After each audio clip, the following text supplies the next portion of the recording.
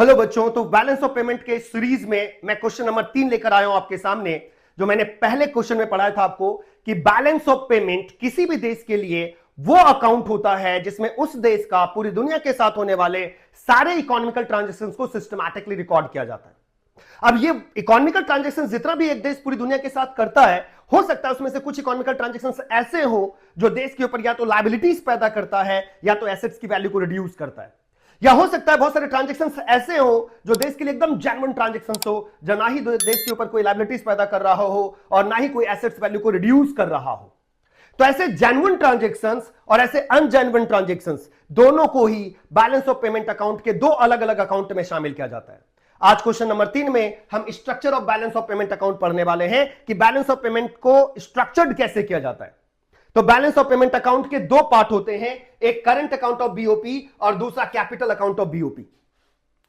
यानी कुछ ट्रांजैक्शंस को करंट अकाउंट में लिखा जाता है और कुछ ट्रांजैक्शंस को कैपिटल अकाउंट में लिखा जाता है। यह देश वाला करंट और कैपिटल अकाउंट नहीं है, क्या बोलते हैं, सॉरी, एक कंपनी वाला करंट अकाउंट और कैपिटल अकाउंट नहीं है, यह देश वाला करंट अकाउंट और कैपिटल अकाउंट है।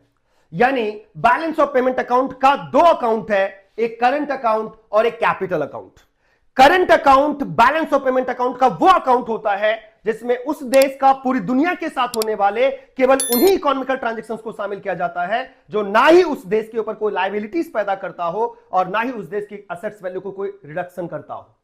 But capital account of BOP वो अकाउंट ऑफ बीओपी होता है जिसमें उन सभी ट्रांजैक्शंस को शामिल किया जाता है उस देश का जो पूरी दुनिया के साथ होता है, जो या तो उस देश के ऊपर लायबिलिटीज पैदा कर रहा हो या तो उस देश का एसेट्स वैल्यू रिड्यूस कर रहा हो।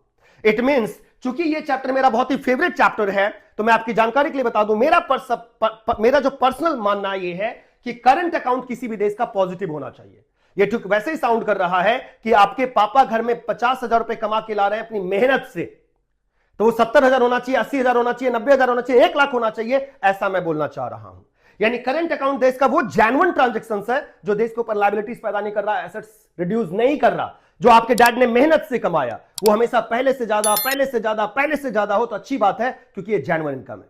लेकिन कैपिटल अकाउंट ऑफ बीओपी वो अकाउंट होता है जिसमें वो इकोनॉमिकल ट्रांजैक्शन शामिल किए जाते हैं एक देश का रेस्ट ऑफ द वर्ल्ड के साथ, जो या तो लायबिलिटीज पैदा कर रहा है या तो एसेट्स वैल्यू को रिड्यूस कर रहा है। तो क्या आप चाहेंगे कि आपके पापा वो पैसा ज्यादा कमाएं जो गुप्ता अंकल से उधार मांग कर लाया गया हो, बंसल अंकल से उधार मांग कर लाया गया हो, या घर का कोई पायल कंगन बेच कर लाया गया हो? ऑब्वियसली नहीं। सो मैं भी यही चाहूंगा कि करंट अकाउंट हमेशा पॉजिटिव होना चाहिए किसी देश का और कैपिटल अकाउंट पॉजिटिव नहीं होना चाहिए किसी देश का। सो ओवरऑल स्ट्रक्चर ऑफ आप बैलेंस ऑफ पेमेंट अकाउंट पढ़ेंगे तो it has two different account, one is current account, the second one is capital account. अब करंट अकाउंट में सारे वही ट्रांजैक्शन शामिल किए जाते हैं जो ना ही देश के ऊपर कोई लायबिलिटीज पैदा कर रहा है और ना ही कोई एसेट्स वैल्यू को रिड्यूस कर रहा है, जो बाद में बारीकी से इसको पढ़ते हुए पढ़ेंगे। सिमिलरली कैपिटल अकाउंट में केवल उन्हीं ट्रांजैक्शंस को शामिल किया जाता है जो या तो देश का एसेट्स कम कर रहा हो या देश में बोरिंग्स यानी कि लायबिलिटीज पैदा कर रहा हो। वो सारे इकोनॉमिकल ट्रांजैक्शंस को हम कैपिटल अकाउंट ऑफ बीओपी में शामिल करते हैं। So this is the structure, जिसका पीडीएफ आपको मिल जाएगा। आप कमेंट बॉक्स में पीडीएफ लिख दीजिए, hello sir structure of government budget balance of payment account लिख दीजिए, आपको इसका पूरा का पूरा नोट्स भी मिल जाएगा और आपको इसका स्ट्रक्चर भी मिल जाएगा। हाउएवर बैलेंस ऑफ पेमेंट का स्ट्रक्चर अगर आपसे पूछा जाए तो बैलेंस ऑफ पेमेंट के दो मेजर अकाउंट होते हैं, करंट अकाउंट और दूसरा कैपिटल अकाउंट, और इसको बहुत ही ब्रीफ से पढ़ेंगे अगले क्वेश्चन में।